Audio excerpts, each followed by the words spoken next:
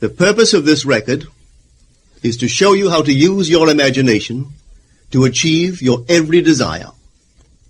Most men are totally unaware of the creative power of imagination and invariably bow before the dictates of facts and accept life on the basis of the world without. But when you discover this creative power within yourself, you will boldly assert the supremacy of imagination and put all things in subjection to it. When the man speaks of God in man, he is totally unaware that this power called God in man is man's imagination. This is the creative power in man. There is nothing under heaven that is not plastic as potter's clay to the touch of the shaping spirit of imagination. Once a man said to me, "You know, Neville, I love to listen to you talk about imagination. But as I do so, I invariably touch the chair with my fingers and push my feet into the rug, just to keep my sense of the reality and the profundity of things." Well, undoubtedly he is still touching the chair with his fingers and pushing his feet into the rug. But now let me tell you another one who didn't touch with her fingers and didn't push that foot of hers onto the board of the streetcar. It's the story of a young girl, just turned 17. It was Christmas Eve, and she is sad of heart. For that year, she had lost her father in an accident, and she's returning home to what seemed to be an empty house. She was untrained to do anything, so got herself a job as a waitress. This night is quite late, Christmas Eve. It's raining. The car is full of laughing boys and girls home for their Christmas vacation.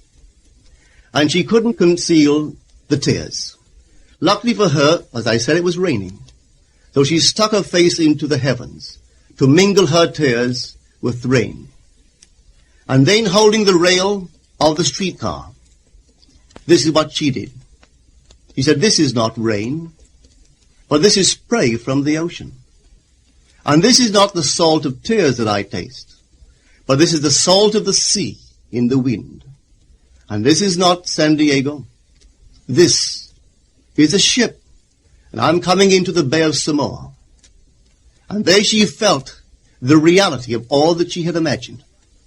Then came the end of the journey, and all are out.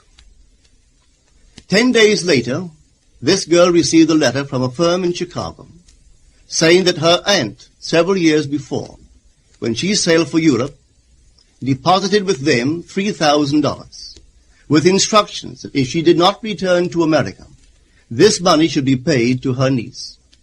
They had just received information of the aunt's death and were now acting upon her instructions.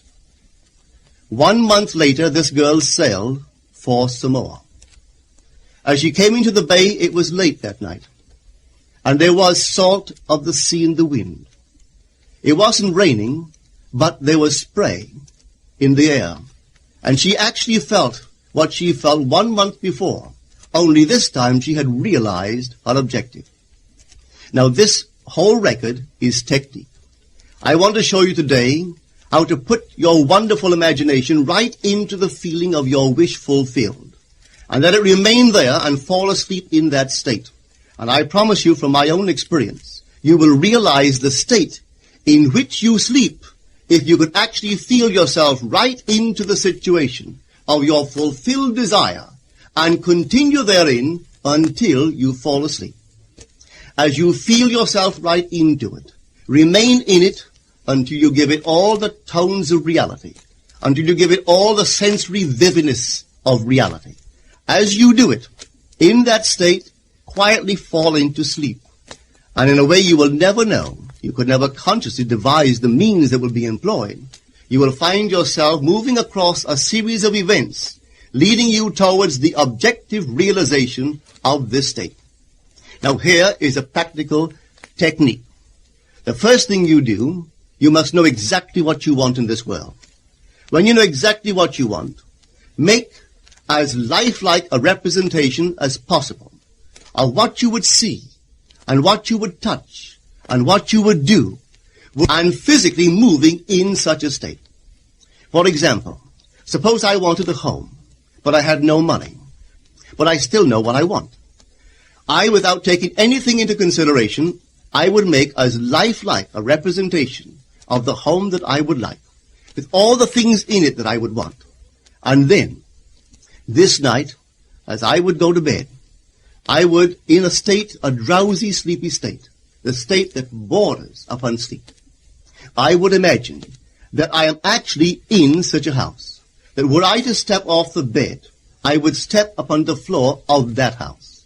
Were I to leave this room, I would enter the room that is adjacent to my imagined room in that house. And while I am touching the furniture and feeling it to be solidly real, and while I am moving from one room to the other in my imaginary house, I would go sound asleep in that state. And I know that in a way I could not consciously devise, I would realize my house. I have seen it work time and time again. If I wanted promotion in my business, I would ask myself what additional responsibilities would be mine were I to be given this great promotion. What would I do? What would I say? What would I see? How would I act? And then in my imagination, I would begin to see and touch and do and act as I would outwardly see and touch and act were I in that position. If I now desired the mate of my life, were I now in search of some wonderful girl or some wonderful man, what would I actually find myself doing that would imply that I have found my state? For instance, suppose now I was a lady. One thing I would definitely do, I would wear a wedding ring. I would take my imaginary hands, and I would feel the ring that I would imagine to be there. And I would keep on feeling it until it seemed to me to be solidly real. I would give it all the sensory vividness I am capable of giving anything. And while I am feeling my imaginary ring, which implies I am married, I would sleep. This story is told us in the Song of Songs, or the Song of Solomon. It is said, "At night on my bed, I sought him whom my soul loveth. I found him whom my soul loveth. And I would not let him go until I brought him into my mother's house, right into the chamber of her that conceived me."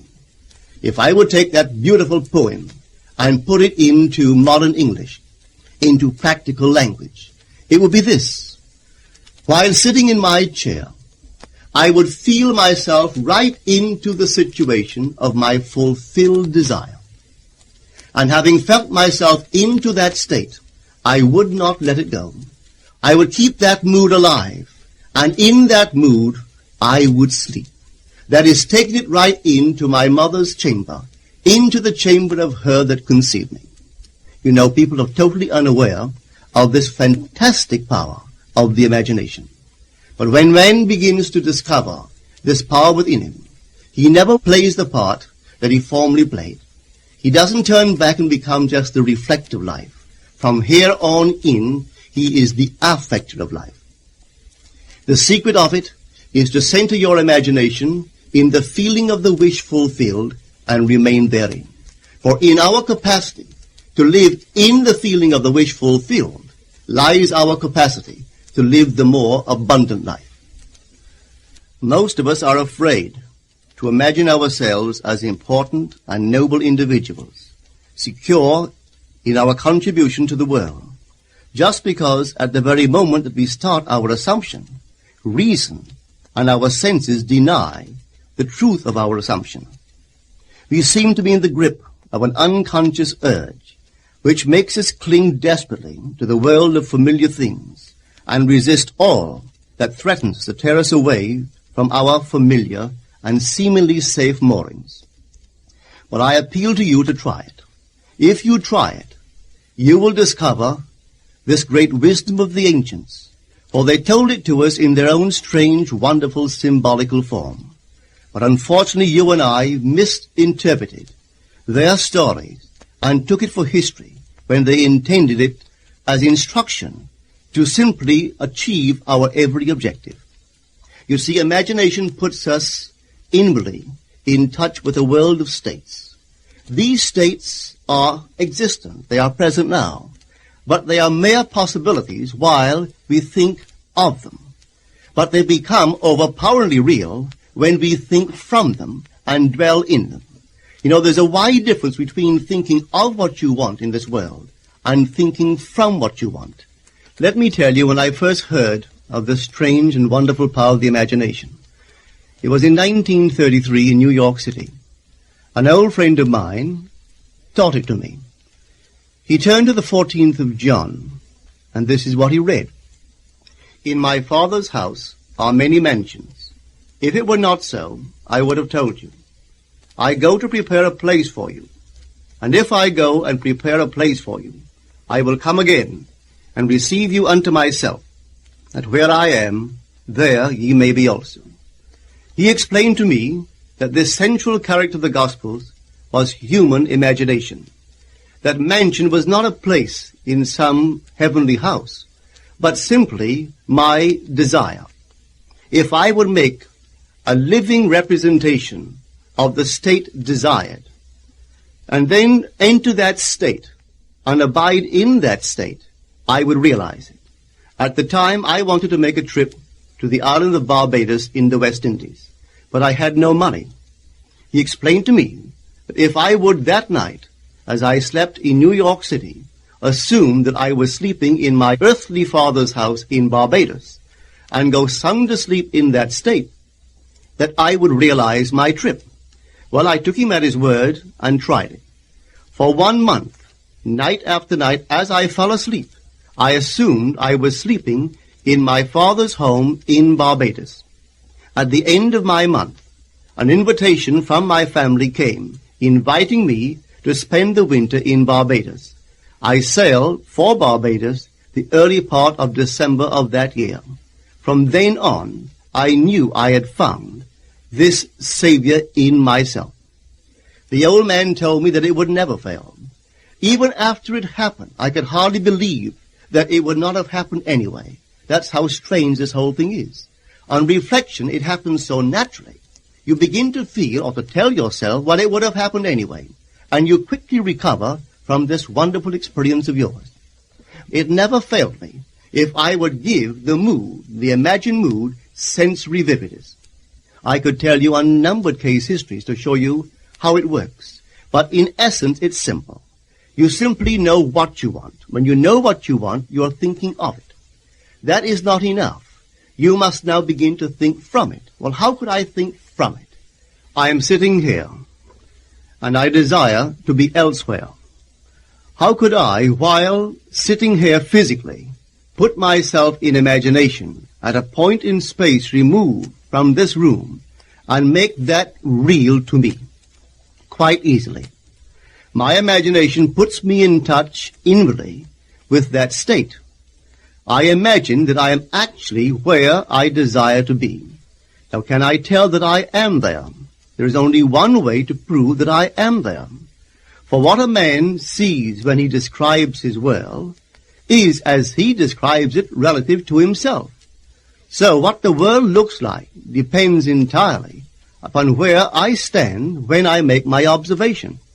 So if, as I describe my world, it is related to that point in space I imagine that I am occupying, then I must be there. I am not there physically, no, but I am there in my imagination, and my imagination is my real self. And where I go in imagination and make it real, there I shall go in the flesh also. When in that state I fall asleep, it is done. I have never seen it fail. So this is the simple technique on how to use your imagination to realize your every objective. Here is a very healthy and productive exercise for the imagination. Something that you should do daily. Daily relive the day as you wish you had lived it, revising the scenes to make them conform to your ideals. For instance, suppose the day's mail brought disappointing news. Revise the letter. Mentally rewrite it and make it conform to the news you wish you had received. Or suppose you didn't get the letter you wish you had received. Write yourself the letter and imagine that you received such a letter. Let me tell you a story that took place in New York not very long ago. In my audience sat this lady who had heard me numberless times. And I was telling the story of revision. that man, not knowing the power of imagination, he goes to sleep at the end of his day, tired and exhausted, accepting as final all the events of the day. And I was trying to show that man should, at that moment, before he sleeps, he should rewrite the entire day and make it conform to the day he wished he had experienced. Here is the way a lady wisely used this law of revision. It appears that 2 years ago, she was ordered out of her daughter-in-law's home. For 2 years there was no correspondence. She had sent her grandson at least 24 presents in that interval, but not one was ever acknowledged. Having heard the story of revision, this is what she did. As she retired at night, she mentally constructed 2 letters. One she imagined coming from her grandson, and the other from her daughter-in-law. In these letters they expressed deep affection for, and wondered why she had not called to see them. This she did for 7 consecutive nights, holding in her imaginary hand the letter she imagined she had received, and reading these letters over and over until it aroused within her the satisfaction of having heard. Then she slept. On the 8th day, she received a letter from her daughter-in-law. On the inside there were 2 letters, one from her grandson and one from the daughter-in-law. They practically duplicated the imaginary letters that this grandmother had written to herself 8 days before. This art of revision can be used in any department of your life. Take the matter of health. Suppose you were ill. Bring before your mind's eye the image of a friend. Put upon that face an expression which implies that he or she sees in you that which you want the whole world to see. Just imagine he is saying to you that he has never seen you look better, and you reply, I have never felt better. Suppose your foot was injured. Then do this. Construct mentally a drama which implies that you are walking, that you're doing all the things that you would do if the foot was normal, and do it over and over and over until it takes on the tones of reality. Whenever you do in your imagination that which you would like to do in the outer world, that you will do in the outer world. The one requisite is to arouse your attention in a way and to such intensity that you become wholly absorbed in the revised action. You will experience an expansion and refinement of the senses by this imaginative exercise, and eventually achieve vision in the inner world. The abundant life promised us is ours to enjoy now, but not until we have the sense of the Creator as our imagination can we experience it. Persistent imagination, centered in the feeling of the wish fulfilled, is the secret of all successful operations. This alone is the means of fulfilling the intention. Every stage of man's progress is made by the conscious, voluntary exercise of the imagination. Then you will understand why all poets have stressed the importance of controlled, vivid imagination. Listen to this one by the great William Blake. In your own bosom you bear your heaven and earth, and all you behold, though it appears without, it is within, in your imagination, of which this world of mortality is but a shadow. Try it, and you too will prove that your imagination is the Creator.